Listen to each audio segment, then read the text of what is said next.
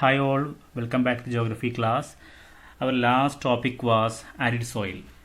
Arid soil ഒരു ചെറിയ point mention ചെയ്യാൻ വിട്ടുപോയിട്ടുണ്ടായിരുന്നു. That we will discuss now. That is Kanga formation. One of the unique features of arid soil is Kanga formation. Kanga formation എന്ന് പറയുന്നത് അല്ലെങ്കിൽ കാങ്കർ എന്ന് പറയുന്നത് മറ്റൊന്നുമല്ല, നമ്മുടെ കാൽഷ്യം കാർബണേറ്റിൻ്റെ ഡെപ്പോസിറ്റ്സ് ആണ്. അരിഡ് സോയിലിലെ ലോവർ പാർട്ടിൽ അല്ലെങ്കിൽ ലോവർ ഹൊറൈസണിൽ ഒരുപാട് യൂഷ്വലി കാൽഷ്യം കാർബണേറ്റ് ഡെപ്പോസിറ്റ് കാണപ്പെടാറുണ്ട്. Actually it is not good for the soil. Why? If there are lot of such calcium carbon deposit, it will block the infiltration of water. ഇങ്ങനെ ഈ arid സോയിലിൻ്റെ lower പാർട്ടിൽ ഒരുപാട് calcium carbon deposit ഉണ്ടാവുന്നതുകൊണ്ട് തന്നെ വാട്ടറിന് താഴേക്ക് ഇറങ്ങാനുള്ളൊരു block അവിടെ ഉണ്ടാവുന്നുണ്ട്. Okay, anyhow, the topic was Kanga. Kanga is nothing but the deposits of calcium carbonate. Okay, that's all about arid soil. Today our main topic is types of soil erosion. നമ്മുടെ soil ഇറോഷൻ്റെ ചില basic ഫാക്ട്സിനെ കുറിച്ച് already നമ്മൾ mention ചെയ്തിട്ടുണ്ടായിരുന്നു under the topic land degradation. അപ്പോൾ ഇവിടെ നമ്മൾ focus ചെയ്യുന്നത് എന്താണ് സോയിൽ ഇറോഷൻ എന്നുള്ളതല്ല, but what are the types of soil erosion. Anyhow, let's see the definition of soil erosion first.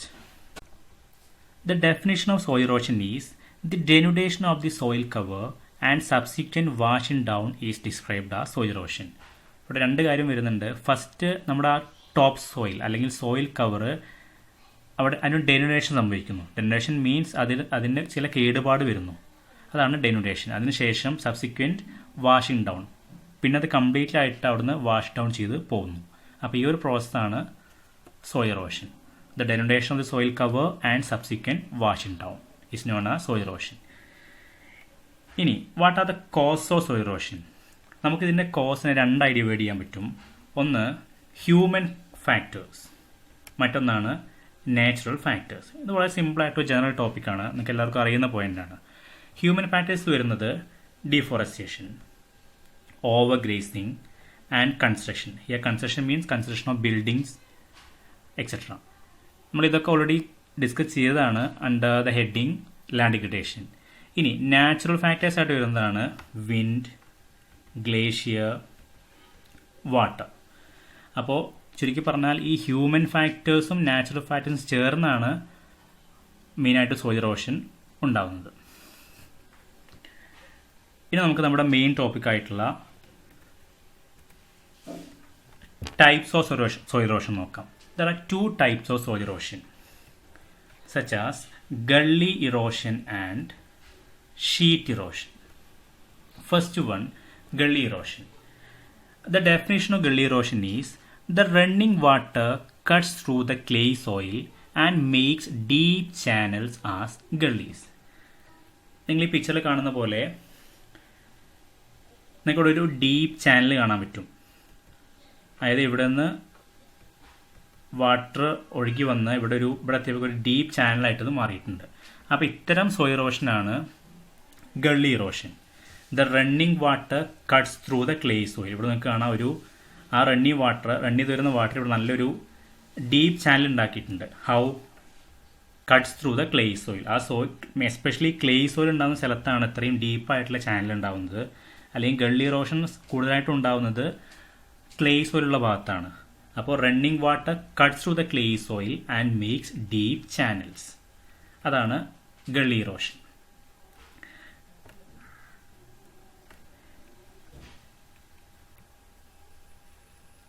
ഇനി അങ്ങനെ ഒരു സ്ഥലത്ത് അവിടെ ഗള്ളി ഇറോഷൻ സംഭവിച്ചു കഴിഞ്ഞാൽ നമുക്കറിയാം ആ ലാൻഡ് നമുക്ക് ഒരിക്കലും അഗ്രികൾച്ചർ യൂസ് ചെയ്യാൻ പറ്റാത്ത ലാൻഡായിട്ട് മാറും. കാരണം അത്രയും ടോപ്പ് സോയിലൊക്കെ അവിടുന്ന് വാഷ് ഔട്ട് ചെയ്ത് പോയിട്ടുണ്ട്. So, see this point number 2, the land become unfit for cultivation and it is known as bad land. അങ്ങനെ ഏതെങ്കിലും ഒരു സ്ഥലത്ത് ഇങ്ങനെ ഗള്ളി ഇറോഷൻ ഒക്കർ ചെയ്ത് കഴിഞ്ഞാൽ ആ ലാൻഡ് പിന്നെ ഒരിക്കലും നമുക്ക് കൾട്ടിവേഷൻ യൂസ് ചെയ്യാൻ പെട്ടെന്നൊക്കെ ബുദ്ധിമുട്ടാണ്. അപ്പോൾ അത്തരം ലാൻഡിനെ അറിയപ്പെടുന്ന പേരാണ് bad land. The land becomes unfit for cultivation and is known as bad land. So it's comes under the heading gully erosion. ഇനി last point, in the Chambal Basin, such lands are called ravine. ഇന്ത്യയിലുള്ളൊരു river ബേസിനാണ് Chambal basin എന്ന് പറയുന്ന ഒരു basin. അപ്പോൾ അവിടെ ഇത്തരം ഒരുപാട് ഗള്ളി ഇറോഷൻ സംഭവിച്ച ലാൻഡുകളുണ്ട്, അതായത് ബാഡ് ലാൻഡുകളുണ്ട്. അപ്പോൾ അത്തരം ബാഡ് ലാൻഡിന് ചമ്പൽ ബേസിന് മാത്രം വിളിക്കുന്ന പേരാണ് റാവിൻസ്.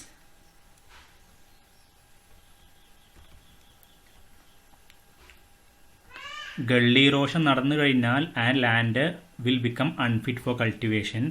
അങ്ങനെ അതിന് വിളിക്കുന്ന പേരാണ് ബാഡ് ലാൻഡ്.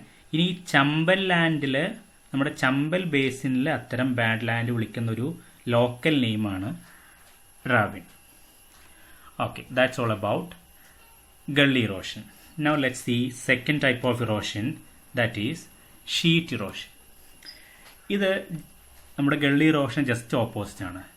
ഗള്ളി ഇറോഷനിൽ എങ്ങനെയായിരുന്നു, വാട്ടർ എല്ലാ ഭാഗത്തും സ്പ്രെഡ് ചെയ്യുന്നില്ല. നമുക്കിവിടെ ഈ പിക്ചറിൽ കാണുന്ന പോലെ ഈ ഭാഗത്തൊന്നും സോയിൽ ഇറോഷൻ്റെ യാതൊരു നമുക്ക് സൈൻസും കാണുന്നില്ല. ഒരു പ്രത്യേക ഭാഗത്തൂടെ ഒരു നാരോ സ്ട്രീമായിട്ടാണ് അവിടെ വാട്ടർ റൺ ചെയ്തിട്ടുള്ളത്. എന്നാൽ നമ്മുടെ ഷീറ്റ് ഇറോഷനിൽ അങ്ങനെയല്ല.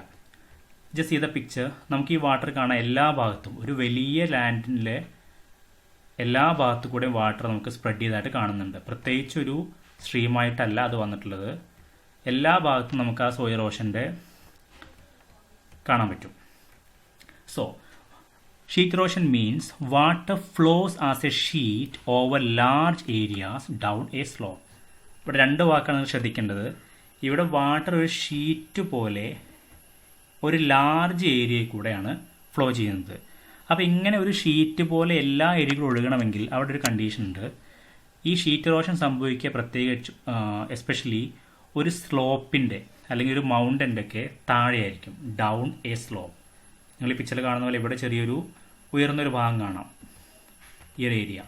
അപ്പോൾ ഈ ഒരു ഏരിയയിൽ നിന്നാണ് വാട്ടർ എന്ത് ചെയ്തിട്ടുള്ളത്, ഒരു over a large area it flows as a sheet, ഒരു ഷീറ്റ് പോലെ എല്ലാ ഏരിയയിൽ കൂടെ ഒഴുകുന്നു.